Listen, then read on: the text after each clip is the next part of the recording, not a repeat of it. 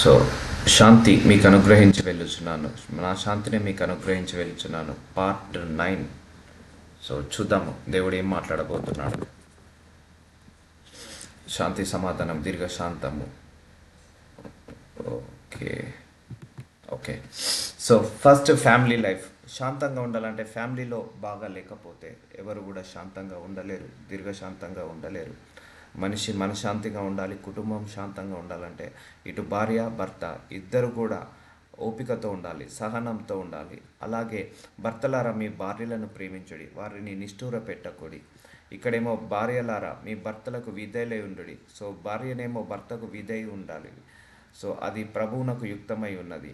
భార్యలారా భర్తలారా మీ భార్యలను ప్రేమించడు, వారిని నిష్ఠూర పెట్టకుడి. కొట్టొద్దు, తిట్టొద్దు, సో నిష్ఠూర పెట్టద్దు. కొంతమంది కష్టపెడుతుంటా అంటారు. సో భార్యలేమో భర్త మాటకు విధేయులే ఉండరు, నా మాట నేను ఎక్కాలి, నేను చెప్పిందే చెల్లాలి అన్నట్టుగా మాట్లాడుతుంటా అంటారు. సో అది తగినది కాదు. భర్త నువ్వెంత సంపాదించినా, నువ్వెంత ధనవంతురాలు అయినా నీ భర్త ముందు నువ్వు ఒక స్టెప్ వెనుకకే ఉండాలి. అది దేవుడికి యుక్తమైనది. పిల్లలారా అన్ని విషయంలో మీ తల్లిదండ్రుల మాట వినుడి, ఇది ప్రభువును బట్టి మెచ్చుకొనదగినది. సో పిల్లలు తల్లిదండ్రుల మాట వినాలి. భర్త, భార్య, వీళ్ళు నలుగురు కూడా, కుటుంబంలో నలుగురు ఉంటే నలుగురు, ఐదుగురు ఉంటే ఐదుగురు ఏక మనసున్నప్పుడు ఆ కుటుంబంలో శాంతి ఉంటుంది, సమాధానం ఉంటుంది. తండ్రులారా మీ పిల్లలను మనస్సును వారికి కోపము పుట్టింపకుడి. సో చూసారా, తండ్రులారా మీ పిల్లల మనస్సు కృంగకుండునట్లు వారికి కోపం పుట్టింపకుడి. సో ఎలా పడితే అలా వాళ్ళను డీల్ చేయొద్దు పిల్లల్ని. సో ఉండాలి, వాళ్ళు తప్పు చేసినప్పుడు దండించాలి, దండించే టైంలో దండించాలి, దగ్గరికి తీసుకునే టైంలో దగ్గరికి తీసుకోవాలి. సో పిల్లల్ని ఎలా పెంచాలనేది ఇక్కడ దేవుడు చెప్తున్నాడు. ఒకవేళ తండ్రి సరిగా లేడనుకోండి, త్రాగుబోతు, తిరుగుబోతు, పిల్లల్ని సరిగా పట్టించుకోడు, పిల్లల్ని ఇంటికి రాగానే కొడుతుంటా అంటాడు. సో ఆ తండ్రి వల్ల పిల్లలకు మనశ్శాంతి ఉండదు, లేకపోతే పిల్లలు సరిగా వినరు. సో ఆ పిల్లల వల్ల తల్లిదండ్రులకు మనశ్శాంతి ఉండదు, లేకపోతే భార్య బాగుండదు, భార్య వల్ల ఆ కుటుంబానికి మనశ్శాంతి ఉండదు, లేకపోతే భర్త వల్ల నా కుటుంబానికి మనశ్శాంతి ఉండదు. సో అలా ఇంట్లో కుటుంబంలో ఒక్కరు బాగలేకపోయినా కూడా అది చాలా ప్రాబ్లమే. దానివల్ల మనశ్శాంతి కరువవుతుందని దేవుడు చెప్తున్నాడు. అందుకే చూద్దాం మరొకసారి. భార్యలేమో భర్తలకు విధేయులై ఉండాలి, భర్తలేమో భార్యలను ప్రేమించాలి, వాళ్ళని నిష్ఠూర పెట్టద్దు. పిల్లలేమో అన్ని విషయాలలో తల్లిదండ్రుల మాట వినాలి. తండ్రులేమో పిల్లల మనస్సు కృంగకుండానట్లు వారికి కోపం పుట్టింపకుడి. సో వాళ్ళను కోపం పుట్టించేలాగా చేయకూడదు తండ్రులు. సో ఇలా డీల్ చేయాలి ఫ్యామిలీని. అప్పుడు నీ ఫ్యామిలీలో శాంతం ఉంటుంది, మనశ్శాంతి ఉంటుందని చెప్తున్నాడు.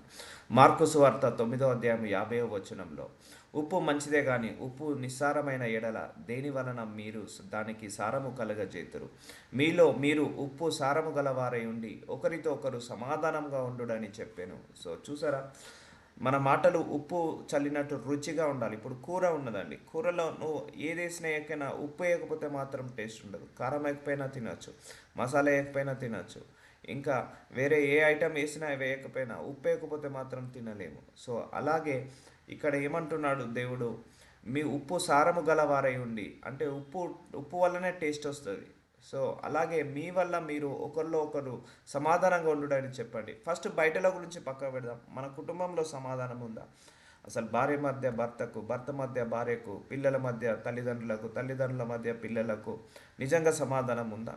సో అందుకే ఒకరితో ఒకరు సమాధానంగా ఉండడని చెప్పాను. సో ఒకరి మీద ఒకరు గొడవ పడుకోవడం, ఒకరి మీద ఒకరు కొట్లాటలు పెట్టుకోవడం, ఒకరి మీద ఒకరు బీపీ రేస్ చేసుకొని తిట్టుకోవడము, అరవడము, గట్టి గట్టిగా అల్లర్లకు వెళ్ళడము, అరవడము, ఇవన్నీ చేయొద్దు.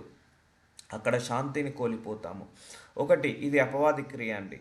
ఎక్కడైతే ఏ కుటుంబంలో కంటిన్యూస్గా గొడవలు ఉంటాయో, ఏ కుటుంబంలో అయితే అల్లర్లు ఉంటాయో, గట్టిగా అరుచుకోవడాలు ఉంటాయో, ఆ కుటుంబం దగ్గర అపవాది క్రియ నడుస్తున్నట్టు. ఏ కుటుంబం అయితే శాంతితో, సమాధానంతో, దీర్ఘశాంతంతో ఉంటుందో ఆ కుటుంబంలో యేసయ్య ఉన్నట్టు. దీనిని బట్టి మనము అపవాది చేత నడిపించబడుతున్నామా, లేకపోతే దేవుడి చేత నడిపించబడుతున్నామా గుర్తించవచ్చు. సో కావున యూదయ అపోస్తుల కార్యాలకు రాసిన 9వ అధ్యాయం 31వ వచనంలో, యూదయ, గలిలయ, సమరయ దేశములంతటా సంఘము క్షేమాభివృద్ధి నొందుచు. సో సంఘంలో కూడా క్షేమాభివృద్ధి ఉండాలి, సమాధానము కలిగి ఉండెను, మరియు ప్రభునందు భయము, పరిశుద్ధాత్మ ఆదరణ కలిగి నడుచుకొనుచు విస్తరించుచుండెను. సో ఇది దేవుడు అంటే భయభక్తులు ఉన్నప్పుడు మనకు మనశ్శాంతి ఉంటుందండి. ఎందుకంటే ఆ భయభక్తులు లేకనే ఇష్టరాజ్యంగా తిరుగుతాము, అక్రమ సంపాదనకు అలవాటు పడతాము, లేకపోతే మోసాలు, అన్యాయాలు, అక్రమాలకు మనిషి పాలు పడుతున్నాడంటే దేవుడు అంటే భయభక్తులు లేకనే. నేను చేసుకుంటాను, నన్ను చూసే వాళ్ళు ఎవరున్నారు, నన్ను శిక్షించే వాళ్ళు ఎవరున్నారన్న భయం లేకుండా తిరగడం వల్లనే. సో సమాధానము, క్షేమాభివృద్ధి సంఘంలో కావచ్చు, గృహంలో కావచ్చు, దేశంలో కావచ్చు కలగాలంటే దేవుడు అంటే భయం ఉండాలి. పరిశుద్ధాత్మ ఆదరణ కలిగి నడుచుకొని విస్తరించుచుండెను. సో పరిశుద్ధాత్మతో ఆదరణ సహవాసం చేయాలి, దేవుడితో సహవాసం చేయాలి, దేవుడు అంటే భయభక్తులు కలిగి ఉండాలి. అప్పుడే మన కుటుంబము కానీ, సంఘము కానీ, సంఘ సభ్యుల్లో కానీ ఆదరణ కలుగుతుంది, క్షేమాభివృద్ధి కలుగుతుంది. సో భర్తను ఒక మాట అనే ముందు అయ్యో ఇవే దేవుడి బిడ్డ అని మనం కామ్ అయిపోవాలి. మన పిల్లల కంటే ముందు దేవుడు, వాళ్ళ పిల్లలు దేవుడికి పిల్లలు, మన పిల్లలు మనకు పిల్లలు కావడానికంటే ముందు అమ్మో దేవుడు ఆయన బిడ్డలను నాకు బిడ్డగా ఇచ్చాడు, వాళ్ళను ఎలా పడితే అలా తిట్టద్దు, ఎలా పడితే అలా కొట్టద్దు, వాళ్ళను నెగ్లెక్ట్ చేయొద్దు అన్న ఇంటెన్షన్తో వాళ్ళను పెంచాలి. So there are multiple factors are there. తన ప్రజలకు రక్షణ జ్ఞానము ఆయన అనుగ్రహించినట్లు ఆయన మార్గములను సిద్ధపరచుటకై నీవు ప్రభువునకు ముందుగా నడుతువు. సో ఆయనే మన మార్గములను సిద్ధపరుస్తున్నాడు. So you need to pray for it. ప్రజలకు రక్షణ జ్ఞానము ఆయన అనుగ్రహించినట్లు, రక్షణ జ్ఞానము. సో మనకు జ్ఞానం ఉండాలి, మనం మన కుటుంబాన్ని ఎలా రక్షించుకోవాలి, మన కుటుంబాన్ని ఎలా కాపాడుకోవాలి అన్న జ్ఞానముతో మనము వ్యవహరించాలి. అనుగ్రహించినట్లు ఆయన మార్గములను సిద్ధపరచుటకై నీ ప్రభునకు ముందుగా నడుతువు. మన పాదములను సమాధాన మార్గంలోకి నడిపించినట్లు. చూసారా అండి, మన పాదములు సమాధాన మార్గంలోకి నడిచి అంటే కుడి పక్కకు కానీ ఎడమ పక్కకు కానీ తప్పిపోకుండా దైవ మార్గంలో నడవడానికి, చీకటిలోను మరణ ఛాయలోను కూర్చుండు వారికి వెలుగిచ్చుటకై. ఒకప్పుడు మనం చీకట్లో ఉండొచ్చు, కానీ ఇప్పుడు ఈ వాక్యం వచ్చింది, ఈ వాక్యము వెలుగు. సో ఎవరి మనసులో శాంతి, దీర్ఘశాంతము, సమాధానం ఉంటుందో వాళ్ళు వెలుగు సంబంధులు. ఎవరి మనసులో దీర్ఘశాంతం ఉండదో, ఎవరి మనసులో శాంతం ఉండదో, అశాంతి ఉంటుందో వాళ్ళు చీకటి సంబంధులు. సో ఇప్పుడు మనందరం మరణ ఛాయల్లో లేము, వెలుగులోకి వచ్చాము. ఆ మహావాత్సల్యమును బట్టి పైనుండి ఆయనకు మనకు అరుణోదయ దర్శనమును అనుగ్రహించును. సో దేవుడే చూసుకుంటాడండి. సో అందుకే నీ మనసు దేవుడికి అప్పగించేయి. నీ మనసు కలవరానికి అప్పగించకు, చింతకు అప్పగించకు, నీ మనసు బాధపడడానికి అప్పగించకు, నీ మనసు భయపడడానికి అప్పగించకు, నీ మనసు దేవుడికి అప్పగించు. సో చీకట్లో ఉన్న వాళ్ళను వెలుగుగా మార్చే దేవుడు. సో మరణ ఛాయలో ఉన్న వాళ్ళకు జీవముగా మార్చే దేవుడు. సో సమాధాన మార్గంలోకి నడిపిస్తాడు దేవుడు.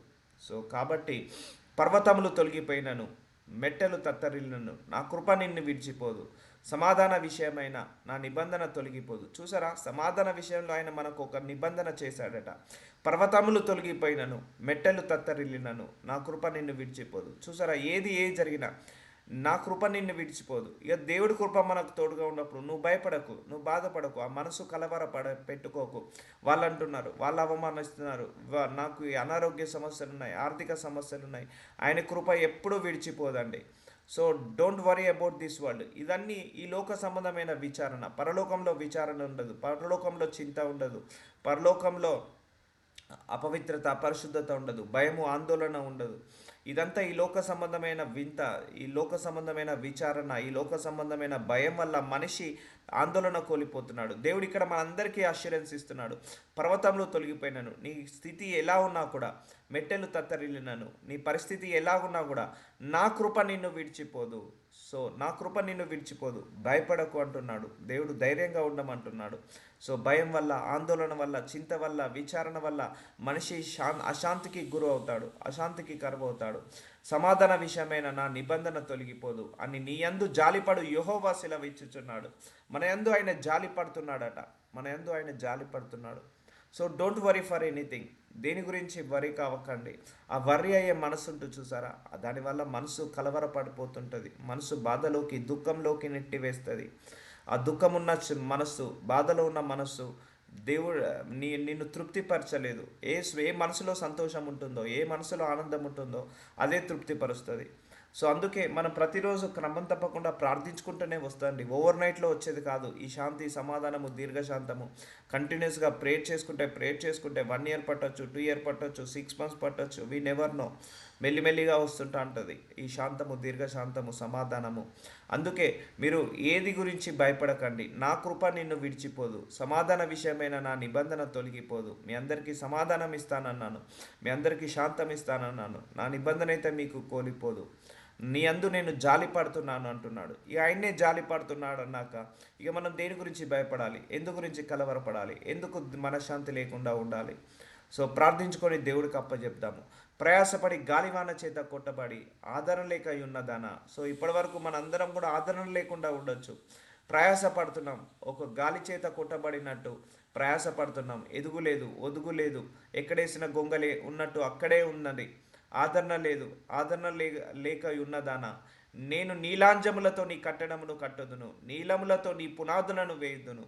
సో మన జీవితంలో ఎవరున్నా లేకపోయినా యేసయ్య ఉన్నాడండి. మనం ఆదరణ లేక ఉండొచ్చు, సమాధానం లేకుండా ఉండొచ్చు, ఓదార్చే వాళ్ళు లేకపోవచ్చు, మనము ఒంటరిగా ఉండొచ్చు. కొన్ని సిచ్యువేషన్స్లో మన అందరం కూడా ఒంటరి సిచ్యువేషన్స్కి వెళ్ళొచ్చు. ఆయన ఏమంటున్నాడు, నేను నీలాంజలంతో నిన్ను కట్టదను, మళ్ళీ నీ కుటుంబాన్ని నేను కడతాను, నిన్ను నేను కడతాను, నీలములతో నీ పునాదులను వేస్తాను. సో నీకు గట్టి పునాదులను వేస్తాను, నిన్ను బలపరుస్తాను. నిన్ను ఓదార్చే వాళ్ళు లేకపోవచ్చు, నిన్ను ఆదరించే వాళ్ళు లేకపోవచ్చు, నేను ఆదరిస్తాను, నేను ఓదారుస్తాను. నీలాంజలతో నీ కట్టెలను కడతాను, నీలములతో నీ పునాదులను వేస్తాను అని దేవుడు మనకు అష్యూరెన్స్ ఇస్తున్నాడు. So don't worry for anything. ఎందుకంటే మన లైఫ్ డిజాస్టర్ అయిందనుకోండి, మళ్ళీ దేవుడు మళ్ళీ పునఃప్రారంభించవచ్చు. సో ఆ డిజాస్టర్ అంటే నాశనమైన జీవితాన్ని మళ్ళీ ఆయన తిరిగి ప్రారంభించగలిగే శక్తి ఉన్న దేవుడు. సో అలాగే ఉండి నువ్వు నీ మనసుని దీర్ఘశాంతం లేకుండా, మనశ్శాంతి లేకుండా కరువు కాకు. సో ఏది కూడా నీ ఇన్నర్ పీస్ని పాడు చేయొద్దు. గుర్తుపెట్టుకోండి, మన లోపల ఇన్నర్ పీస్ అనేది ఉండాలి. అంటే మీ అంతర్గత శాంతి, అంతర్గత సమాధానం అనేది ఒకటి ఉండాలి. ఒకరు వాళ్ళు తిడుతున్నారు అయితే తిట్టుకొనివ్వండి, మాట్లాడుతున్నారు నెగిటివ్గా అయితే మాట్లాడుకొనివ్వండి. సో మనకు వచ్చే నష్టమే ఉంది. సో అలా నీ ఇన్నర్ పీస్ మాత్రం కోల్పోవద్దు. ఒకరు అంటున్నారని, ఒకరు మాట్లాడుతున్నారని, లేకపోతే నీ సమస్యలు, నీ పోరాటాల వల్ల నీ ఇన్నర్ పీస్ కోల్పోవద్దు. మాణిక్యములతోను నీ కోట కుమ్మములను, సూర్యకాంతములతో నీ గుమ్మములను కట్టుదును, ప్రశస్తమైన రత్నములతో నీకు సరిహద్దులు ఏర్పరచుదును. చూసారా అండి, దేవుడు నేను నిన్ను పునర్నిర్మిస్తా, పునర్ప్రారంభిస్తా, నిన్ను మంచిగా చేస్తా, నిన్ను నిన్ను ఉన్నత శిఖరాలలో కూర్చోబెడతా, నీకు సరిహద్దులను ఏర్పరచుదును. అంటే ఎవరు నీ మీదికి రాకుండా నేను సరిహద్దులను చేస్తాను అని అంటున్నాడు. సో మాణిక్యములతో నీ కోట కుమ్మములను, సూర్యకాంతములతో నీ గుమ్మములను కట్టుదును, ప్రశస్తమైన రత్నములతో నీకు సరిహద్దులు ఏర్పరచదను. నీ పిల్లలందరూ యెహోవా చేత ఉపదేశం నొందుదురు, నీ పిల్లలకు అధిక విశ్రాంతి కలుగును. సో ఇవన్నీ దేవుడు మనకిస్తున్న అష్యూరెన్స్లు. సో ఈ అష్యూరెన్స్ని తీసుకొని, అయ్యో ఇన్ని రోజుల కాంచి కష్టాలు ఉన్నాయే, నన్ను ఓదార్చే వాళ్ళు ఎవరు లేరే, నన్ను బలపరచే వాళ్ళు ఎవరు లేరే అని, ఆదరించే వాళ్ళు ఎవరు లేరే అని అనుకుంటున్నావా? సో నిరీక్షణ కలిగి ఉన్నావా? ఇగో దేవుడు ఈరోజు మనందరికీ ఇలాంటి వాగ్దానాలు ఇస్తున్నాడు. మన పిల్లలందరినీ కూడా ఆశీర్వదిస్తా, అధిక విశ్రాంతిని ఇస్తా అంటున్నాడు. చూడండి, నీ పిల్లలందరూ యెహోవా చేత ఉపదేశము నొందుదురు, నీ పిల్లలకు అధిక విశ్రాంతి కలుగును, అధిక విశ్రాంతి. సో పిల్లలకు కూడా పీస్ ఆఫ్ మైండ్ ఉండాలి, ప్రజెన్స్ ఆఫ్ మైండ్ ఉండాలి. సో అది లేకపోతే చాలా ప్రాబ్లం అవుతుంది, కుటుంబంలో డిస్టర్బెన్సెస్ అవుతాయి. So don't worry for anything. So నీ ఇన్నర్ పీస్ నువ్వు పాడు చేసుకోకు. ఒకటి, అది మన దగ్గరనే ఉంది, మనం ఆలోచించే విధానంలోనే ఉంది, మనం మాట్లాడే విధానంలోనే ఉంది, మనం ప్రవర్తించి మనల్ని మాడ్యూల్ చేసుకునే విధానంలోనే ఉంది ఆ శాంతి, సమాధానము, దీర్ఘశాంతం అనేది. కలవరపడద్దు, భయపడద్దు, బాధపడద్దు, చింతించద్దు. సో నీవు నీతి గలదానవై స్థాపించబడదు, నీవు భయపడనక్కర్లేదు. చూసారా, దేవుడు అష్యూరెన్స్ ఇస్తున్నాడు, భయపడనక్కర్లేదు. ఏ మనసులో భయం ఉంటుందో ఆ మనసులో శాంతి, దీర్ఘశాంతం ఉండదు. సో బాధించేవారు నీకు దూరంగా నుందురు. సో మన జీవితంలో ఎవరో ఒకరు ఉంటారు బాధించేవాళ్ళు. మనం ఉంటున్న అపార్ట్మెంట్లో కావచ్చు, మనం ఉంటున్న గృహంలో కావచ్చు, మనం చేస్తున్న ఉద్యోగంలో కావచ్చు, లేకపోతే బిజినెస్లో కావచ్చు, మనం ఉంటున్న ఏరియాలో కావచ్చు, బంధువుల్లో కావచ్చు, స్నేహితుల్లో కావచ్చు, ఎవరో ఒకరు మనల్ని బాధించే వాళ్ళు ఉంటారు. సో వాళ్ళందరినీ కూడా దేవుడు ఏం చేస్తా అంటున్నాడు, నీకు దూరంగా నుందురు, భీతి నీకు దూరంగా ఉండును. సో భీతి అంటే భయము వల్ల మన మనసు కలవరపడుతుంది, అది నీ దగ్గరికి రానే రాదు. సో భీతి వల్ల, భయము వల్ల, బాధించే వాళ్ళ వల్ల మనకు ఏమవుతుంది, మనశ్శాంతి కరువు అవుతాము. సో కొంతమంది ఉంటారు మన జీవితంలో బాధించే వాళ్ళు, అంటే హింస పెట్టేవాళ్ళు, లేకపోతే శాంతి కరువయ్యే వాళ్ళు. సో అలాంటి వాళ్ళు ఎవరున్నా కూడా దేవుడు మన నుంచి దూరం చేస్తూ ఉంటాడు. సో ఎందుకంటే ఎండ్ ఆఫ్ ది డే మనం మనశ్శాంతిగా ఉండడమే ఇష్టము. సో నీకు ఎవరన్నా మనశ్శాంతిని కరువు చేస్తున్నాడు, ఒకరి వల్ల నీకు బాధ అవుతుందంటే వాడు అపవాది రూపంలో ఉన్న మనిషి. సో ఆ అపవాది రూపంలో ఉన్న మనిషి మనల్ని బాధిస్తుంటా అంటాడు. కాబట్టి దేవుడు కొన్ని సందర్భాల్లో అలాంటి మనుషులకు, మనల్ని కష్టపెట్టే వాళ్ళను, మనల్ని నష్టపెట్టే వాళ్ళను, మనల్ని నిష్ఠూర పెట్టే వాళ్ళను ఉంచి దేవుడు కొన్నిసార్లు విడుదల కలిగిస్తాడు. సో బాధించేవారు నీకు దూరంగా నుందురు, భీతి నీకు దూరంగా ఉండును, అది నీ దగ్గరికి రానే రాదు. జనులు గుంపు కూడినను వారు నా వలన కూడరు, నీకు విరోధంగా గుంపు కూడు వారు నీ పక్షము వారాగుదురు. సో అనుకుంటాము వాళ్ళు నా గురించి విరోధంగా మాట్లాడుతున్నారని. సో మేబీ ఈరోజు నీ గురించి విరోధంగా మాట్లాడచ్చు, రేపే వాళ్ళు నీ పక్షాన మారొచ్చు. సో వాళ్ళ గురించి నువ్వు ఆలోచించి మనశ్శాంతిని కరువు చేసుకోకు. అందుకే చెప్తున్నాను కదా, దేనివల్ల, ఎవరి వల్ల నీ శాంతము కరిగిపో, నీలో ఉన్న మనశ్శాంతి కరువైపోకూడదు ఒకడి వల్ల. అది నువ్వు కాదు. వాడు ఒకరు నీ గురించి చెడుగా మాట్లాడుతున్నాడు, అది నువ్వు కాదు. వాడికి వాడు మాట్లాడుకుంటున్నాడు, మాట్లాడుకోనివ్వండి. వాళ్ళకు వాళ్ళు చెప్పుకుంటున్నారు, చెప్పుకోనివ్వండి. నరాలు లేని నాలిక ఎన్నైనా మాట్లాడుతుంది, నరాలు లేని నాలిక ఎన్నైనా అంటుంది. అన్నంత మాత్రాన మనం అవుతామా? అన్నంత మాత్రాన మనం చెడిపోతామా? అన్నంత మాత్రాన మనం చెడ్డవాళ్ళం అవుతామా? కాదు కదా. So don't worry for anything. So don't worry for anything. ఈరోజు నీ గురించి చెడుగా మాట్లాడిన వాళ్ళే రేపు నీ పక్షాన వాళ్ళు అవుతారు కావచ్చు. గుంపుగూడు వారు నీ పక్షాన వారు అవుతారు. సో ఈరోజు నువ్వు వాళ్ళు అంటున్నారని నువ్వు మనసులో బాధ పెట్టుకోకు. సంతోషముగా ఉండు, ఆనందంగా ఉండు, ఆలకించుము. నిప్పులోది తన వృత్తికి తగినట్టుగా పనిముట్టు చేయు. కుమ్మరిని సృజించివాడను నేనే, నాశనము చేయుటకే పాడు చేయువాడిని సృజించువాడను నేనే. నీకు విరోధంగా రూపింపబడిన ఏ ఆయుధమును వర్ధిల్లదు. చూసారండి, మనం అనవసరంగా కంగారు పడతాం, అనవసరంగా టెన్షన్ పడతాము. సో ఏదన్నా జరుగుతుందేమో, ఏమన్నా అవుతుందేమో. సో మనకు విరోధంగా లేచే ఏ ఆయుధాలు కూడా వర్ధిల్లవంటున్నాడు దేవుడు. యోషయ గ్రంథము 54:17 న్యాయ విమర్శలో నీకు దోషారోపణ చేయు ప్రతి వానికి నీవు నేరస్థాపన చేసేదవు. యెహోవా యొక్క సేవకులు నీతి నా వలన కలుగుచున్నది, ఇది వారి స్వాస్థ్యమే, ఇదే యెహోవా వాక్కు. సో మన మీద ఒకరు దోషాలు వేస్తున్నారు, అవమానపరుస్తున్నారు, అది నిజము కాదు. ఎండ్ ఆఫ్ ది డే దేవుడి తీర్పే నిజమండి. దేవుడి యొక్క ఫైనల్ తీర్పే అదే నిజము. అంతేకాని ఒకరు అన్నంత మాత్రాన మనము చెడ్డవాళ్ళం కాదు. మనకు విరోధంగా రూపించబడే ఏ ఆయుధము వర్ధిల్లదు. భయపడాల్సిన అవసరం లేదు ఏ ఒక్కరు కూడా. మనకు విరోధంగా లేచే ఏ ఆయుధము కానీ, మనకు విరోధంగా లేచే ఏ నాలిక కానీ, ఏ శక్తి కానీ వర్ధిల్లదు. సో ఎవరు దోషారోపణ చేసినా అది ఏది కూడా మన మీద నెగ్గనివ్వడు దేవుడు. సో ఏది కూడా మన మీద ఫలించనివ్వడు దేవుడు. సో అందుకే నీ పీసును నువ్వు కోల్పోకు. లోకం వైపు చూడకు, దేవుడి వైపే చూడు. నీ కష్టాల్లో, నీ బాధల్లో లోకం వైపు చూడకు, లోకం వైపు చూడకు, దేవుడి వైపే చూడు. లోకం వైపు చూసినంతసేపు డిసప్పాయింట్ అవుతాం, డిమోటివేట్ అవుతాం, బాధలో పడతాం, చింతలో విచారణలో పడిపోతాము. సో కాబట్టి లోకం వైపు చూడకుండా దేవుడి వైపు చూడు. నీకు విరోధంగా లేచే ఏ ఆయుధాలు వర్ధిల్లవు. వస్తాయి పోతాయి, వస్తాయి పోతాయి. దేవుడు వాటన్నిటిని కూడా తిప్పి కొడతాడు. సామెతలు 3:1 నా కుమారుడా, నా ఉపదేశమును మరవకుము, నా ఆజ్ఞలను హృదయపూర్వకంగా గైకొనుము. సో దేవుడు ఏమంటున్నాడు, నా ఉపదేశమును మరవకు, నా ఆజ్ఞలను హృదయపూర్వకంగా గైకొనుము. అవి దీర్ఘాయువును సుఖజీవంతో గడుచు సంవత్సరములను శాంతిని నీకు కలుగజేయను. ఎప్పుడు నీకు శాంతిని కలుగజేస్తుందట తెలుసా? ఎప్పుడు దేవుడి యొక్క మాటలు విన్నప్పుడు, ఆయన మాటల విలువ ఇచ్చినప్పుడు, ఆయన మాటలకు విలువ ఇచ్చి వాక్యానుసారంగా నడిచినప్పుడు మనకేమిస్తుందట? దీర్ఘాయును సుఖజీవము. సుఖజీవం ఎంతమందికి ఉందండి? ఎందుకు లేదు? వాక్యానికి విరుద్ధంగా మనం బ్రతుకుతున్నాము కాబట్టి.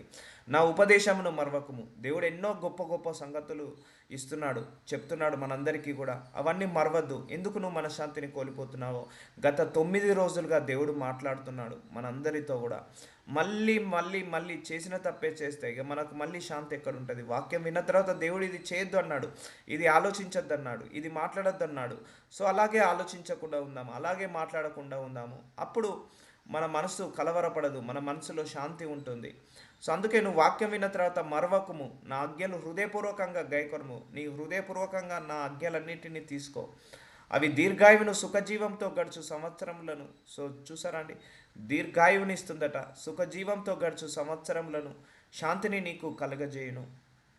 సో పీస్ ఆఫ్ మైండ్ని, ప్రజెన్స్ ఆఫ్ మైండ్ని మనకు కలగజేసేది దేవుడి వాక్యము. సో దేవుడితో సహవాసం చేసినప్పుడు వాక్యాన్ని చదువుకొని వాక్యానుసారంగా నడిచినప్పుడు నీకు ఎక్కువగా కష్టాలు రావు. సో దీర్ఘాయువునిస్తుందట, సుఖ జీవంతో గడుచు సంవత్సరంలోనిస్తుందట, శాంతి నీకు కలుగజేయును. దయను సత్యమును ఎన్నడూ నిన్ను విడిచిపోనీయకుము, వాటిని కంఠాభూషణంగా ధరించుకొనుము. సో దేవుడు ఏమంటున్నాడు? దయను సత్యమును, సో సత్యము దయ ఎన్నడూను నిన్ను విడిచిపోనీయకుము, వాటిని కంఠాభూషణముగా ధరించుకొనుము, నీ హృదయమును పలక మీద వాటిని రాసుకొనుము.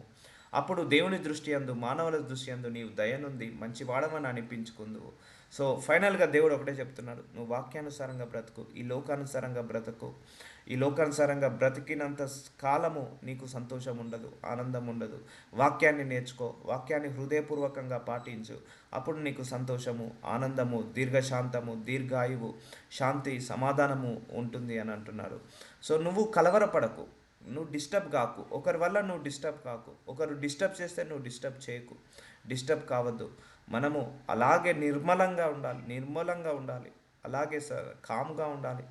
అలాగే ఇన్నర్ పీస్ మనం కోల్పోవద్దు, మనశ్శాంతిని, ప్రశాంతతను, ఆ దీర్ఘశాంతాన్ని, సమాధానాన్ని కోల్పోవద్దు. సో మనందరం ఒకప్పుడు కోల్పోయాం, బట్ ఇప్పుడు మనకు దేవుడి వాక్యం ప్రత్యక్షమైంది కదా, మార్చుకోవాలి, మన ప్రవర్తనను మార్చుకోవాలి.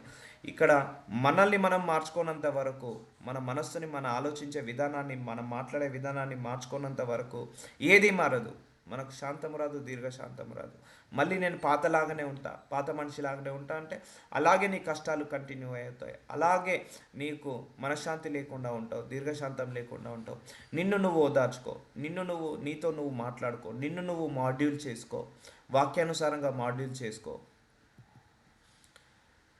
సో 2 తిమోతికి రాసిన 2 అధ్యాయం 22 నీవు యవనేచ్ఛల నుండి పారిపోము, పవిత్ర హృదయములై ప్రభువునకు ప్రార్థన చేయు వారితో కూడా. సో పవిత్ర హృదయం, ఏ హృదయంలో అయితే అపవిత్రత ఉంటుందో, యవనస్తులకు యవన కోరికలు ఉంటాయి, సో దానివల్ల పవిత్రంగా ఉండలేరు. ఏ హృదయం అయితే పవిత్రంగా ఉంటుందో వాళ్లకు శాంతము, దీర్ఘశాంతము, మనశ్శాంతము ఉంటుంది.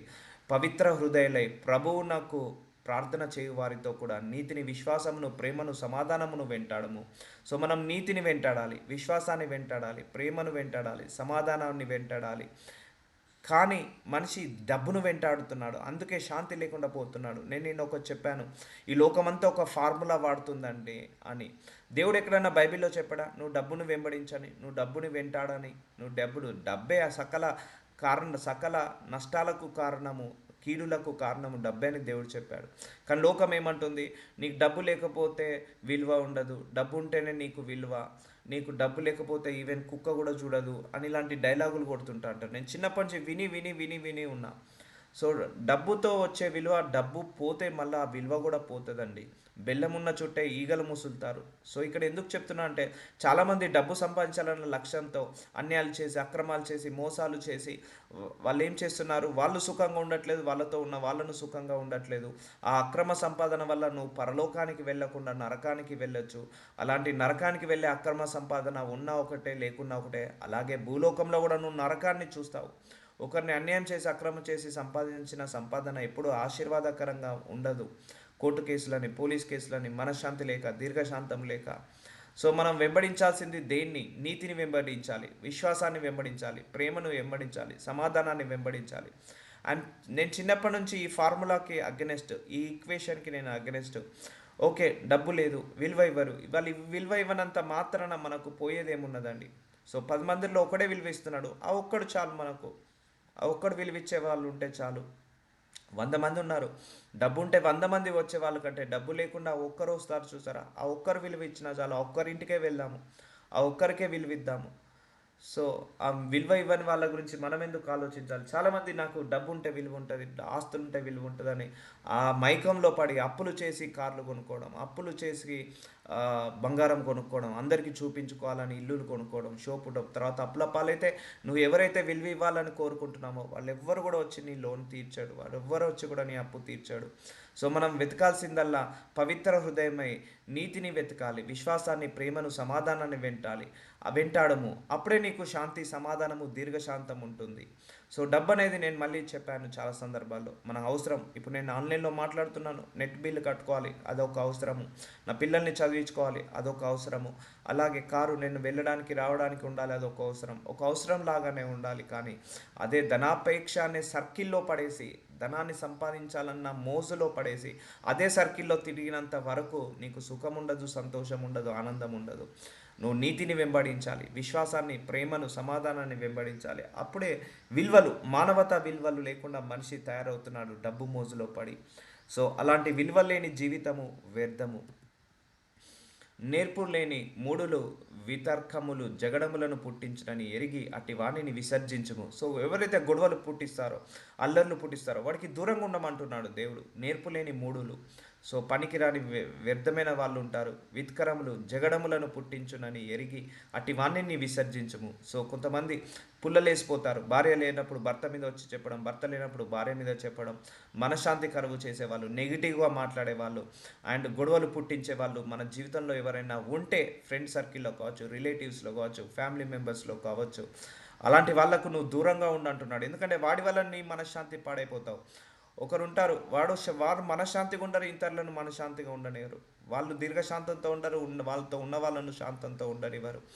వాళ్ళు భయపడతారు, ఇతరులను భయపెట్టిస్తారు. వాళ్ళు గొడవలు పడతారు, ఇంకో ఇతరులను గొడవలలోకి లాగుతుంటా అంటారు. అలాంటి వాళ్ళకు దూరం ఉండండి, స్టే అవే.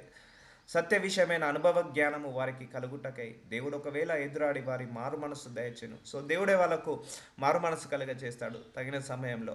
సో నా లైఫ్లో కూడా కొంతమంది గొడవలు పుట్టించేవాళ్ళు. I will stay away from those people. So మూర్ఖులు, కొంతమంది ఎంత చెప్పినా వినని వాళ్ళు ఉంటారు. సో మూర్ఖులు ఉంటారు. సో వాళ్ళు పట్టిన కుందేలుకి మూడే కాళ్ళని అంటారు, మనల్ని తప్పు చేస్తారు. సో అలాంటి వాళ్ళకు దూరంగా ఉండాలి. వాళ్ళ వల్ల నువ్వు మనశ్శాంతి కోల్పోతావు. అందువల్ల సాతాను తన ఇష్టము చొప్పున చెరపట్టిన, చూడండి సాతాను ఏం చేస్తాడంటే మనందరినీ మనస్సు కలవర పెట్టడానికి, మెంటల్ డిస్టర్బెన్స్. సాతాను చేసే మొట్టమొదటి ప్రయోగము ఏంటిదంటే మనం డిస్టర్బ్ కావాలి అంతే. ఒక మనిషి డిస్టర్బ్ అయ్యాడంటే వాడు ఏమీ చేయలేడు, ఆరోగ్యం పాడవుతుంది, ఫైనాన్స్ దెబ్బతింటుంది. ఒక మనిషి డిస్టర్బ్ అయ్యాడంటే సుఖంగా ఉండలేడు, సంతోషంగా ఉండలేడు. అందువలన సాతాను తన ఇష్టము చొప్పున చెరపట్టిన వీరు వారిని యూరిలో నుండి తప్పించుకొని మేలుకొందురేమో అని. సో కొంతమంది సాతాను మన జీవితంలో డిస్టర్బ్ చేయడానికి కొంతమంది మనుషుల రూపంలో పంపిస్తాడండి. నేను అదే చెప్తున్నాను. ఒక భర్త ఊకే అరుస్తున్నాడు భార్య మీద, లేకపోతే ఒక భార్య భర్త మీద ఊకే అరుస్తుంది, అక్కడ సైతాను చెరలో ఉన్నారు వాళ్ళు. సో పిల్లలు తల్లిదండ్రుల మాట వినట్లేదు, వాళ్ళు సైతాన్ చెరలో ఉన్నారు. ఒకడు వల్ల నీకు మనశ్శాంతి కరువవుతుందంటే సైతాను వాడి ద్వారా నీకు యాక్టివేట్ అవుతున్నట్టు. సో నీ నలుదిక్కుల శాంతి సమాధానం ఉండాలి. గుర్తుపెట్టుకోండి, నీ కుటుంబంలో, కుటుంబ సభ్యుల్లో, నీ గృహంలో, ఫర్ ఎగ్జాంపుల్ నువ్వు చేసిన ఉద్యోగంలో మేనేజర్ ద్వారా కావచ్చు, కొలీగ్స్ ద్వారా కావచ్చు, నీకు మనశ్శాంతి ఉండట్లేదు. సైతాన్ అక్కడి నుంచి నిన్ను అటాక్ చేస్తున్నాడు. సైతాను ఎక్కడి నుంచి? ఉద్యోగంలో నుంచి. సో నువ్వు ప్రార్థించుకోవాలి, ఉద్యోగం నుంచి ఏ అపవాది పని చేయడానికి వీల్లేదు. నీ కుటుంబంలో, కుటుంబ సభ్యులలో అంత బాగానే ఉంది. సో నీ ఫైనాన్సెస్ దెబ్బతింటుంది అంటే నువ్వు వచ్చిన సంపాదన అంతా కూడా వృధా ఖర్చు అవుతుంది. ప్రార్థించుకోవాలి, సో నా ఫైనాన్స్ మీద అటాక్ అవుతున్న సైతాన్ని తీసివేయమని. సో నీ ఇంట్లో గొడవలు ఎక్కువ అవుతున్నాయి, అక్కడ సైతాన్ క్రియ. గుర్తుపెట్టుకోవాల్సిన విషయం, శాంతి సమాధానం ఉంది, అక్కడ దేవుడి క్రియ. సో అలా నువ్వు అనలైజ్ చేసుకోవాలి. సో 2 తిమోతికి రాసిన 2:26 ప్రభు యొక్క దాసుడు అట్టి వారిని సాత్వికంతో శిక్షించుచు జగడమాడక అందరి ఎడల సాధువుగాను, జగడమాడక గొడవలకు వెళ్ళకండి, కొట్లాటలకు వెళ్ళకండి, అల్లర్లకు వెళ్ళకండి. జగడము అంటే కొట్లాటలు వెళ్ళడం. అందరి ఎడల సాధువుగాను, అందరితోటి స్మూత్గా ఉండండి. బోధింప సమర్థుడుగాను, కీడుని సహించువాడుగాను ఉండవలెను. సో కొన్నిసార్లు మనము సఫరింగ్ గుండా వెళ్ళాల్సి వస్తుంది, ఆ సఫరింగ్ తీసుకోవాల్సి వస్తుంది. ఒకరు ఒక మాట అన్నారు, మనం బాధ అనిపిస్తుంది. సో దేవుడు ఏమంటున్నాడు, బాధపడవు కానీ నువ్వు మళ్ళీ తిరిగి మాట అనకు. ఒకడు కీడు చేశాడు, సో కీడు చేసినప్పుడు నీ మనసు నొచ్చుకుంది, సో నువ్వు అలాగే ఉండు, కానీ మళ్ళీ తిరిగి ప్రతి కీడు చేయకు. ఎందుకంటే ఆ సఫరింగ్లో నుంచి దేవుడు మహిమను తీసుకొస్తాడండి. ఆ సఫరింగ్ వెనకాల దేవుడు ఒక ఆశీర్వాదాన్ని పెడతాడు. ఓకే, నువ్వు ఓర్పుతో ఉన్నావు, నువ్వు సహనంతో ఉన్నావు, నీ కష్టాల్లో కూడా ఎవరిని దూషించలేదు, విమర్శించలేదు, ద్వేషించలేదు, అయితే నీకు ఒక ఆశీర్వాదాన్ని ఇస్తానంటాడు. కీడుని సహించేవాడుగాను ఉండవలెను, బోధింప సమర్థుడుగాను, అందరి ఏడల సాధువుగాను. సో ఇవన్నీ క్యారెక్టర్స్ ఉన్నప్పుడు నీకు శాంతము, దీర్ఘశాంతము మెల్లిమెల్లిగా వస్తుంది. ఒకప్పుడు నేను ఇలా లేకుండా మెల్లిమెల్లిగా నన్ను మార్చుకుంటున్నాను. సో వాక్యం ద్వారా నన్ను కూడా కడుక్కుంటున్నాను. సో అప్పుడు మెల్లిమెల్లిగా మనశ్శాంతి వస్తుంది. ఓకే, వాడు కీడు చేసినంత మాత్రం మనం కీడైపోతామా? చెడు చేసినంత మాత్రం చెడైపోతామా? సో నీకు నువ్వు సగ చెప్పుకోవాలి. నీతి సమాధానము కలగజేయను. సో చూసారా, నీతి సమాధానము కలగజేయను. నీతి వలన నిత్యము నిమ్మలము నిబ్బరము కలుగును. చూసారా, నీతిగా ఉండాలి. సో అవినీతిపై ₹1,00,000 సంపాదించకంటే నీతి వల్ల 10,000 సంపాదించిన 10,000 వల్ల తృప్తి ఉంటుంది. నీతి వలన నిత్యమును నిమ్మలము నిబ్బరము కలుగును. సో నిత్యము నిమ్మలము నిబ్బరము కలుగును. అప్పుడు నా జనులు విశ్రమ స్థలమునందు ఆశ్రయ స్థానములయందును సుఖకరమైన నివాసములయందును నివసించెదరు. ఎప్పుడు నీతిగా ఉన్నప్పుడు నువ్వు ఇలా బ్రతుకుతావు అంటున్నాడు. సుఖకరమైన నివాసములే అందును నిబ్బరము కలిగి నిమ్మలము కలిగి ఉంటుందట నీతిగల జీవితం. అందుకే నీతిని వెంబడించు, డబ్బుని కాదు. సో ఇవన్నీ చూడండి, మనం వీటన్నిటిని మర్చిపోయాము. నీతిని, విశ్వాసాన్ని, ప్రేమను, సాత్వికాన్ని, సో వీటన్నిటిని కూడా మనం మర్చిపోయాము. సో వాటి వల్లనే మనము మనశ్శాంతి లేకుండా పోతున్నాము, నిబ్బరం కలిగి ఉండలేకపోతున్నాము. లోకం ఒక జోన్లో తిరుగుతుందండి, ఆ జోన్లోకి మీరు వెళ్ళొద్దు, మనం వెళ్ళొద్దు. మన జోన్ అంతా ఏసయ్య జోనే, బైబిల్ జోనే. ఆ జోన్లోనే తిరిగినప్పుడే నీకు శాంతి ఉంటుంది. దుష్టులకు నెమ్మది ఉండదని యెహోవా సెలవిచ్చుచున్నాడు. యోషేయ 48:22 అన్యాయాలు, అక్రమాలు, మోసాలు, దొంగతనము, వ్యభిచారము, నరహత్య ఇలా చేసే వాళ్లకు మనశ్శాంతి ఉంటుందా అండి? నెమ్మది ఉండదు.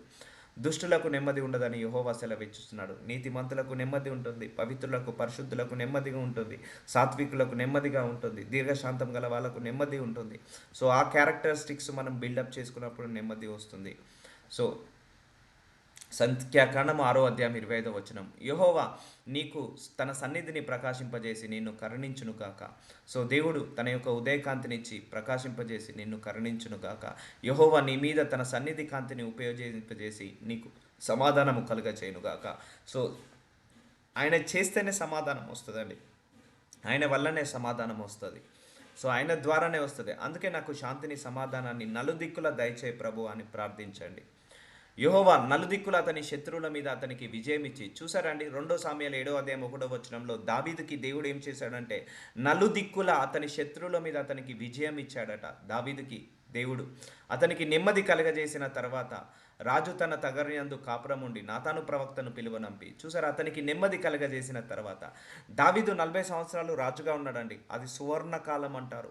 ఒక్క మర్డర్ లేదు ఆ రాజ్యంలో, ఒక్క కరువు లేదు, ఒక్క ఒక్క మానభంగం లేదు ఆ రాజ్యంలో, ఒక్క క్రిమినల్ కేసు లేదు దావీదున్న 40 సంవత్సరాలు. ఒక్క కరువు కానీ, లేకపోతే వర్షాలు వరదలు పడడం కానీ, లేకపోతే భూకంపం రావడం కానీ ఏది జరగలేదు. దేవుడు రాజుగా ఉన్న 40 సంవత్సరాలు, దావీదు రాజుగా ఉన్న 40 సంవత్సరాలు నెమ్మదిని కలగజేశాడు. ఏ ఒక్క శత్రువు కూడా అటాక్ చేయలేదు. 40 సంవత్సరాలు యుద్ధం చేయడానికి రాలేదు దావీదు మీదకి. అతనికి నెమ్మది కలగజేశాడు, విజయాన్ని ఇచ్చాడు. చూసారా అండి, దేవుడు ఇస్తేనే అవుతుందండి. ఈరోజు నీ కుటుంబంలో శాంతి లేదు, మనశ్శాంతి లేదు, దీర్ఘశాంతం లేదా, దేవుడు ఇవ్వాల్సిందే. అది నువ్వు ఎక్కడ మార్కెట్లో కొనుక్కునేది లేదు. నీ మనస్సులో దీర్ఘశాంతం లేదా, దేవుడు ఇవ్వాల్సిందే. ఆ రోజు దావీదుకి దేవుడు నలుదిక్కుల నెమ్మదిని, శాంతినిచ్చేశాడు. అతనికి నెమ్మది కలగజేశాడు. నలుదిక్కుల, ఈస్ట్ వెస్ట్ నార్త్ సౌత్, ఏ పక్క నుంచి ఏ శత్రువు రాకుండా. సో ఈరోజు నీ లైఫ్లో కూడా నలుదిక్కుల శాంతి ఉండాలి. నువ్వు సంపాదించే సంపాదనలో శాంతి, నీ యొక్క కుటుంబంలో శాంతి, నీ యొక్క బిజినెస్లో శాంతి ఉండాలంటే అది దేవుడు ఇవ్వాల్సిందే. యెహోవా నా తండ్రి అయిన దావీదు శత్రువులను అతని పాదముల కింద అణుచు వరకు అన్ని వైపుల యుద్ధంలో అతనికి కలిగి ఉండేను. సో దావీదుకి ఏం చేశాడు దేవుడు? నలువైపులా శాంతిని, సమాధానాన్ని ఇచ్చాడు. తన దేవుడైన యెహోవా నామఘనతకు అతడు మందిరమును కట్టింప వీలు లేకపోయినున్న సంగతి నీ వెరుగుదువు. ఇప్పుడు శత్రువు ఒకడును లేకుండాను, చూసారా, అపాయమేమూ కలుగకుండాను నా దేవుడైన యెహోవా నలుదిశల నాకు నెమ్మది కలగజేసి ఉన్నాడు. 1 రాజులు 5:4 దేవుడు దావీదుకి ఏమి ఇచ్చాడట? శత్రువు ఒక్కడు లేకుండా చేశాడట. అపాయం ఏమీ కలగకుండా, ఏ ఒక్క అపాయం లేకుండా నా దేవుడైన యెహోవా నలుదిశల నాకు నెమ్మది కలగజేసి ఉన్నాడు. మనకుందా ఈరోజు నెమ్మది? ఆ రోజు దావీదుకు ఉంది. ఎందుకు? దావీదుకు దేవుడు కలగజేశాడు కాబట్టే ఆ నెమ్మది ఉంది, ఆ సమాధానం ఉంది. సో మన జీవితంలో కూడా దేవుడు నెమ్మది కలగచేస్తాడని నువ్వు అడగాలి. నీ కుటుంబంలో, నీ గృహంలో, నువ్వు చేసే ఉద్యోగంలో నెమ్మది, శాంతి, సమాధానము, నీ ఆరోగ్యంలో నెమ్మది, శాంతి, సమాధానము. సో ఆ రోజు దావీదుకి అన్ని ఇచ్చేశాడు. ధనం ఇచ్చాడు, ఐశ్వర్యం ఇచ్చాడు, పేరునిచ్చాడు, ఘనతనిచ్చాడు, విజయాన్ని ఇచ్చాడు, నెమ్మదినిచ్చాడు, శాంతినిచ్చాడు, సమాధానాన్ని ఇచ్చాడు. దావీదుకి ఆత్మీయ జీవితాన్ని ఇచ్చాడు. అన్ని ఇచ్చేశాడు దేవుడు దావీదుకి. నలుదిశల నెమ్మదిని కూడా ఇచ్చేశాడు. So you need to pray for it if you want. అధిపతులందరూ, యోధులందరూ రాజైన దావీదు కుమారులందైన రాజైన సొలొమోనుకు లోబడిరి. చూసారా, అందరూ రాజైన సొలొమోనుకి, దావీదుకి లోబడేలాగా చేశాడు. 1 దినవృత్తాంతంలో 29:20 యెహోవా సొలొమోను ఇజ్రాయేలీలందరి ఎదుటను బహుగా ఘనపరిచి అతనికి ముందుగా ఇజ్రాయేలీలను ఏలిన ఏ రాజునైనను కలగనని రాజ్య ప్రభావంను అతనికి అనుగ్రహించెను. చూసారా, దావీదు లాంటి రాజు అప్పటి వరకు అప్పటి వరకు కూడా ఎవరు లేరు. సో అలాగే సొలొమోను కూడా ఎవరు లేరండి. ముందు కానీ తర్వాత కానీ రాజ్య ప్రభావం అతనికి అనుగ్రహించాను. గొప్ప రాజుగా చేశాడు దేవుడు దావీదుని, సొలొమోన్ని. సో తిరుగులేని రాజుగా, తిరగలేని రాజ్యంగా ఇద్దరికి ఇచ్చేశాడు దేవుడు. యోషాయ కుమారుడైన దావీదు ఇజ్రాయిల్ అందరి మీద రాజై ఉండెను. సో దేవుడు అలా రాజై ఉన్నప్పుడు సో అందరికీ కూడా నెమ్మదిని, శాంతిని, ఆ రాజ్యంలోనే నెమ్మదిని, శాంతిని ఇచ్చేశాడు దేవుడు. అతడు ఇజ్రాయిలీలను ఏలిన కాలము 40 సంవత్సరములు. చూసారా, 40 ఇయర్స్ ఇజ్రాయిల్ మీద రాజుగా ఏలాడు దావీదు. సో ఆ కాలంలో ఏ ఒక్కరు కూడా అటాక్ చేయలేదండి. ఏ ఒక్క కరువు రాలేదు, ఏ ఒక్క భూకంపం రాలేదు. దేవుడు నలుదిక్కుల నెమ్మదినిచ్చేశాడు. ఒక్క మర్డర్ కేసు లేదు, ఒక్క సివిల్ కేసు లేదు, ఒక్క మర్డర్, ఒక్క మానభంగం కూడా లేదు. అంత శాంతిని, అంత సమాధానాన్ని ఇచ్చేశాడు. సో హిబ్రోనులో 7 సంవత్సరములు, యెరూషలేములో 33 సంవత్సరములు అతడు ఏలెను.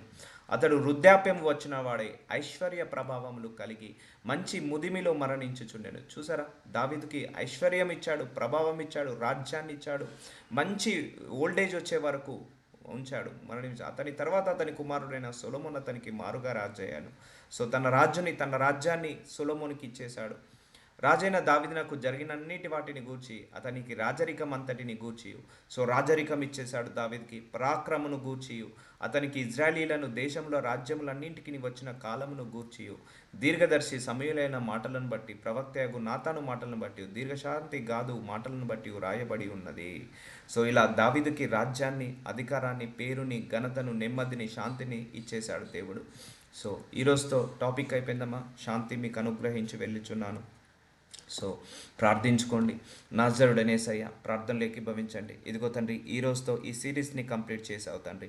శాంతి మీకు అనుగ్రహించి వెళ్ళుచున్నాను, నా శాంతిని మీకు అనుగ్రహించి వెళ్ళుచున్నాను అన్న వాక్యము ద్వారా మా అందరితో మాట్లాడావు తండ్రి. 9 రోజులుగా మాతో మాట్లాడావు ఈ వాక్యం గురించి. ఎస్ మై లార్డ్, మేమందరము శాంతము లేక, దీర్ఘశాంతము లేక ఇన్ని వారకు తప్పిపోయాము. వాటి కారణాలు ఏంటిదో మీరు మరీ చూపించారు తండ్రి. అన్నీ కూడా మాకు వాక్యానుసారంగా చూపించారు అయ్యా. ఈ వాక్యం ద్వారా మేమందరము కూడా బ్లెస్ అయ్యాము. ద్వారా ఈ శాంతం అనే ఆశీర్వాదంతో బ్లెస్ అయ్యాం, దీర్ఘశాంతం అనే ఆశీర్వాదంతో మేము బ్లెస్ అయ్యాం తండ్రి. థ్యాంక్ యూ పరిశుద్ధాత్మదేవుడా, మాకు దగ్గరగా ఉండి మమ్మల్ని అందరినీ కూడా మీ యొక్క వాక్యాన్ని బోధించి, మీ యొక్క వాక్యాలతో మమ్మల్ని కంఫర్ట్ చేసినందుకు మీకే శతకోటి వందనాలు, శతకోటి స్తోత్రాలు, శతకోటి కృతజ్ఞతలు చెల్లిస్తున్నాను తండ్రి.